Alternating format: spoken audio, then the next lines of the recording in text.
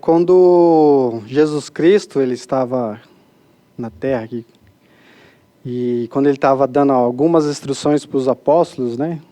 Ele instruía os apóstolos, e aí os apóstolos saíam, e aí ele esquecia da parte mais importante que ele falava, mas ele falava, não esquece de pregar o meu evangelho. Né? Então isso é uma responsabilidade nossa, de todos os membros da igreja, né? De pregar o evangelho, de prestar o testemunho da veracidade do que o evangelho traz para nós.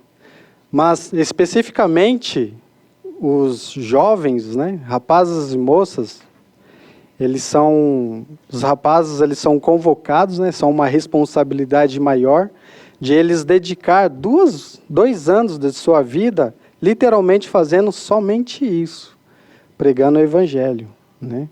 Então, isso é uma oportunidade muito grande de crescimento na vida deles, né? Onde que eles vão encontrar vários desafios e também vão ter muitas bênçãos na sua vida, não só naqueles 2 anos, mas depois durante, né? Devido a esse trabalho. Então, muitas coisas vão acontecer na vida deles. As famílias deles vão ser abençoadas, a ala dele vai ser abençoada, e ele, literalmente, ele vai ser abençoado por toda a vida. Eu não consigo fazer a conta aqui agora de cabeça, mas já faz mais de 20 anos que eu voltei de missão, e literalmente ainda eu recebo muitas bênçãos devido a de ter cumprido essa designação que o Senhor pediu para mim. Entende? Então, nós como os líderes, nós temos que começar a preparar os nossos jovens, ajudar os pais a entender desse mandamento, né? Porque nós líderes não podemos ajudar, mas a responsabilidade maior é de nós como pai, desde já, começar a incentivar e ensinar a importância de um jovem cumprir uma missão. Então, nós ainda acaba levando isso como um mandamento para os rapazes, né? E já para as moças, elas são convidadas. Né? Nós sabemos que a missão dela, se ela tiver, né? A missão dela é de se selar-se no templo, se casar.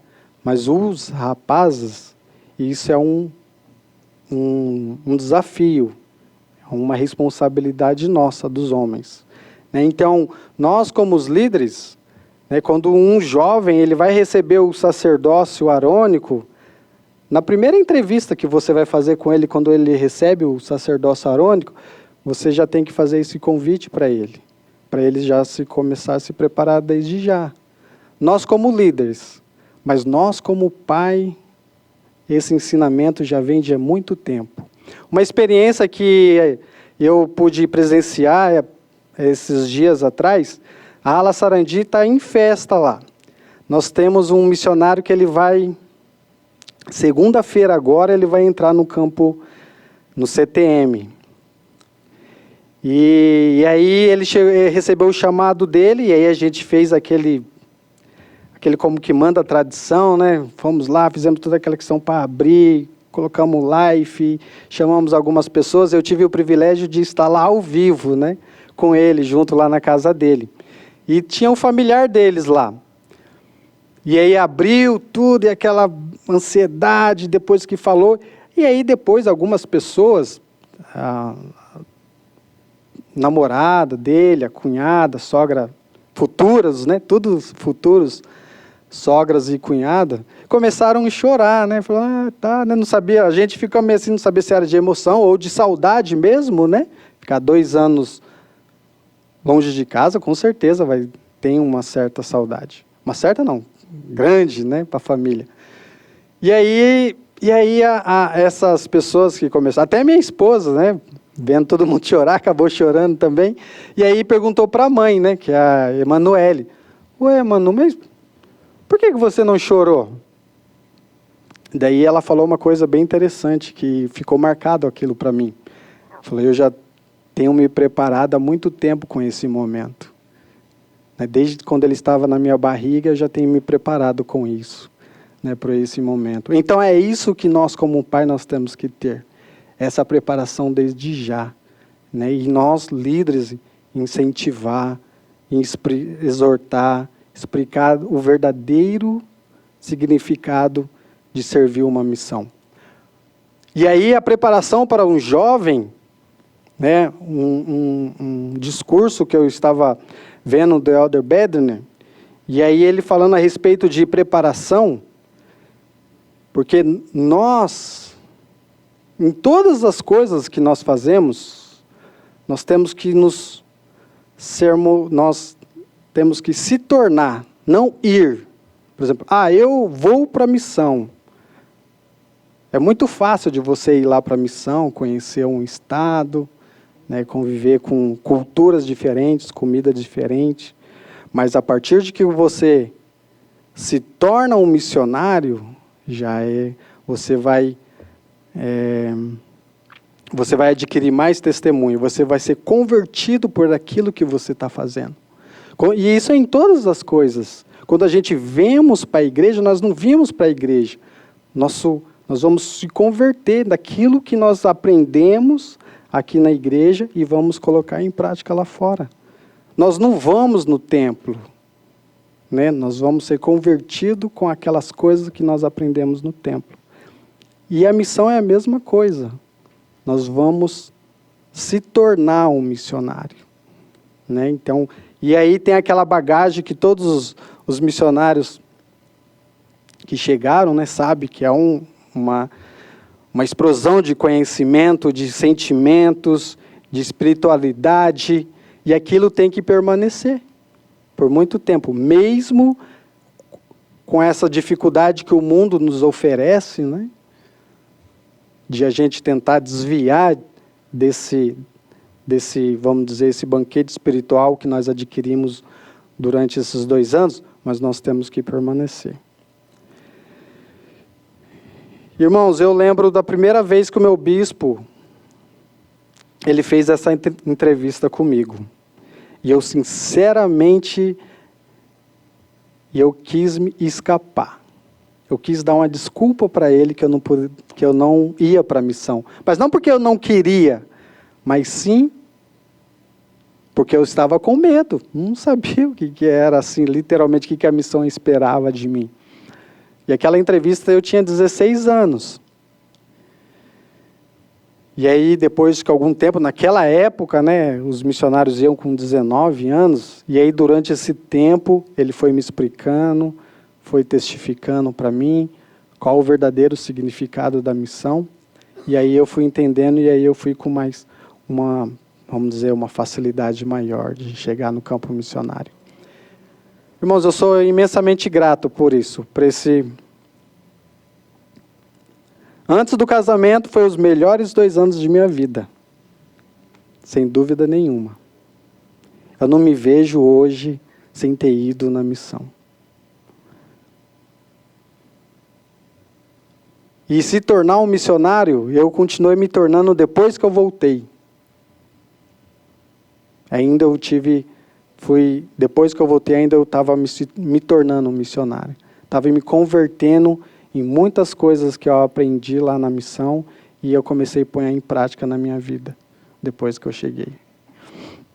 O presidente Hinckley, na verdade não é o presidente Hinckley, 170, ele diz um conselho bem legal que eu achei, que ele diz assim para cada rapazes e moças.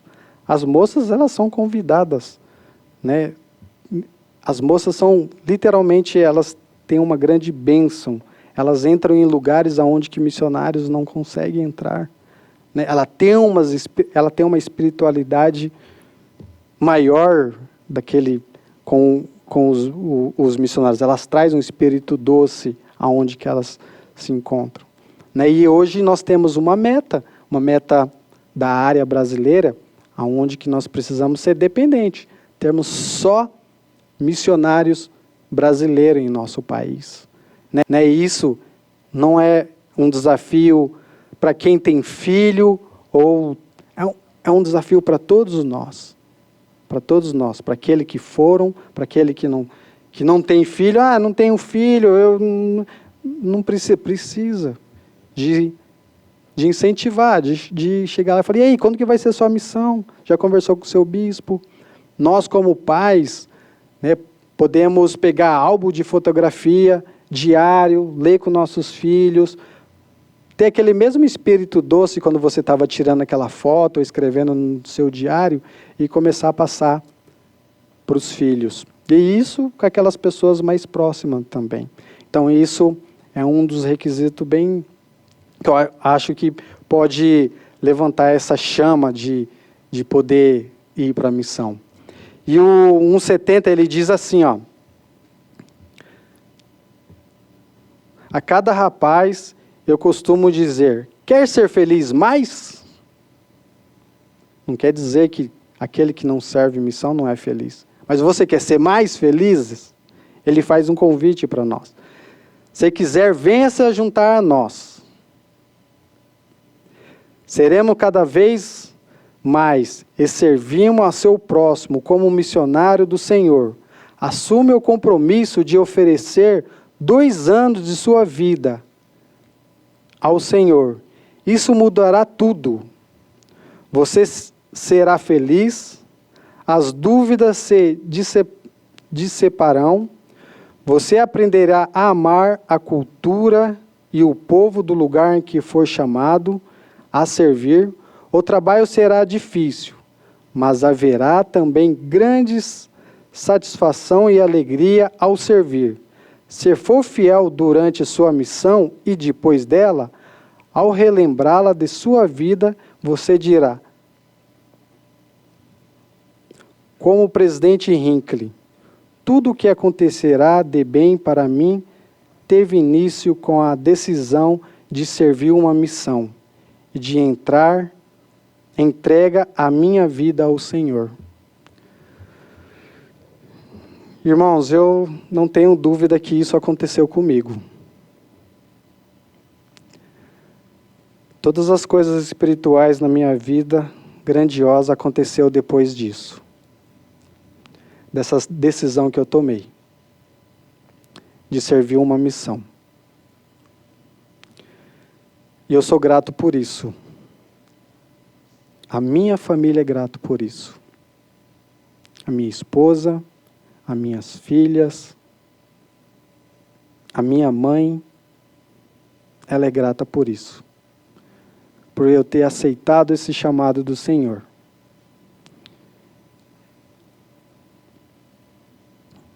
E eu lanço um desafio para todos nós. A responsabilidade não é só dos rapazes, mas sim de todos nós incentivar, de aumentar, de alcançar essa meta da área brasileira, de nós termos mais missionários felizes durante e depois da missão. Que isso vai transformar a vida deles eternamente. Em nome de Jesus Cristo, amém.